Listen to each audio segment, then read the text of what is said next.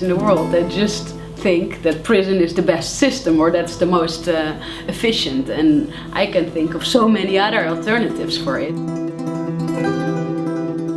What is unique about Innovate2empower is that it is specific to this sector.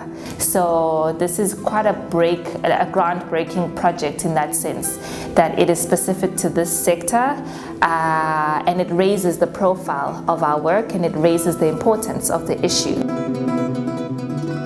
The platform also legitimized us to start reaching out to a lot of NGOs and say, hey, we've got something. We want to build a community. A very important thing about our work is how we then advocate for change in society and at a policy level, and we are beginning to see how the platform itself can actually be a useful tool in our advocacy work.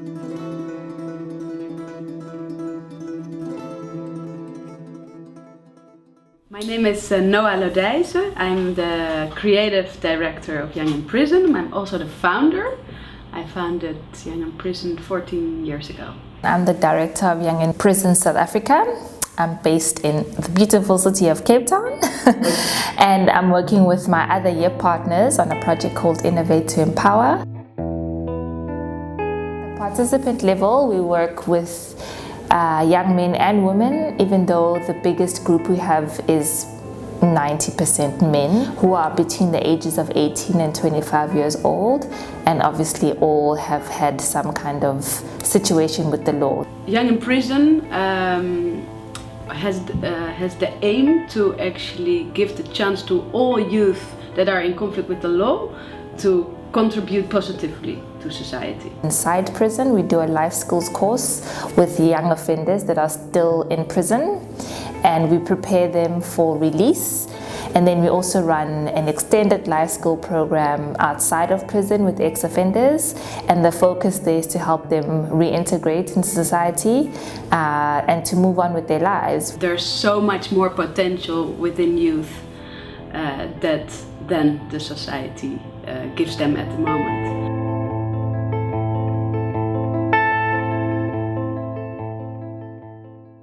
Currently, we have a membership base of 5. Our network is made up of 5 partners. We have partners here in the Netherlands. They're called Young in Prison Netherlands, Beaden in Kenya, Ayara in Colombia, and we have Music Crossroads in Malawi.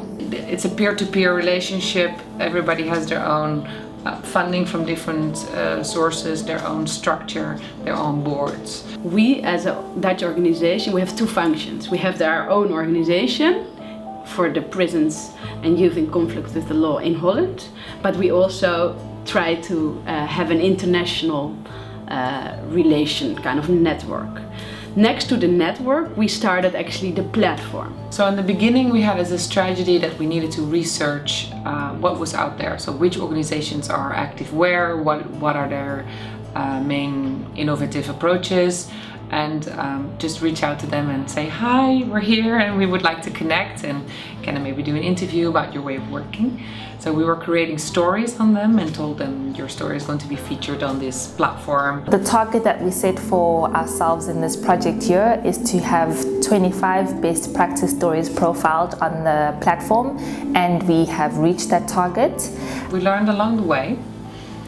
I also think that there should have been a little less emphasis on trying to make the platform work rather than trying to create a community. Building a community requires trust, so the people have to know each other some way before or through the community.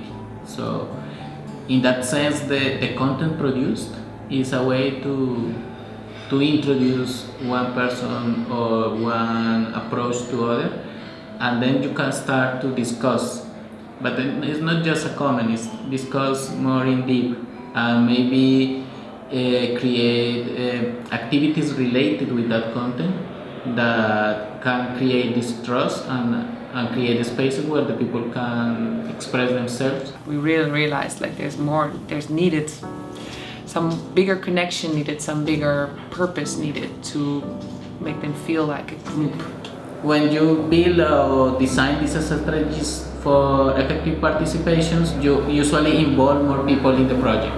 You need some ways to dynamize those communities. It could be an event or could be a transformation process that is bigger. We invited quite some organizations from different places in the world. We had 3 days of meeting, getting to know each other, exchanging. It was really great to have everybody here. I think everybody was quite flabbergasted in meeting each other, and it was really energetic. You can feel that you are alone in this fight sometimes, and that it's a steep and uphill road that just doesn't become easier.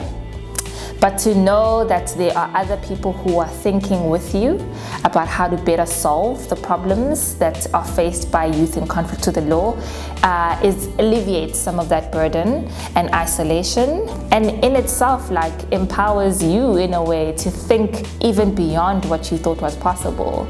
And we worked on, so what are our shared learnings and what are shared goals and what would we like to do together, if at all.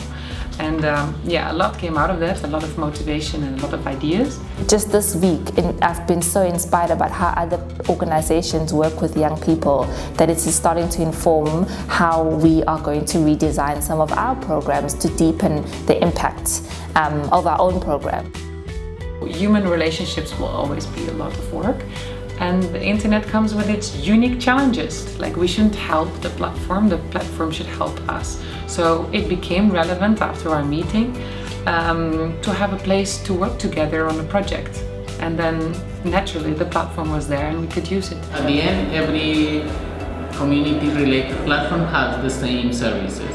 You have to do your profile, you can create groups, you can create events, discussions. We tried in the beginning with emails and stuff, and then reply all is a nightmare. You have an overview of the different topics. You know that there's a file upload over there, and there's a discussion over there, there's a blog over there. Everybody being able to see all the activity helps with horizontal relations, I think. When you have a community platform that is for your project, it makes you have more focus. Because you go to this place to discuss a specific thing. Practitioners in the education sector, for example, have got a whole host of networks and tools and all sorts of things that are available to them. But you find that in the criminal justice sector, those resources or those tools like Innovate2empower are very few and far between. We realized that to affect change, you need to work with individuals in your programs, but you also need to work with the systems around that, and oftentimes that requires some or other advocacy work. I still have the dream that we could together lobby for innovation, and innovation in a way that youth are included in systems. And we are beginning to see how the platform itself can actually be a useful tool in our advocacy work.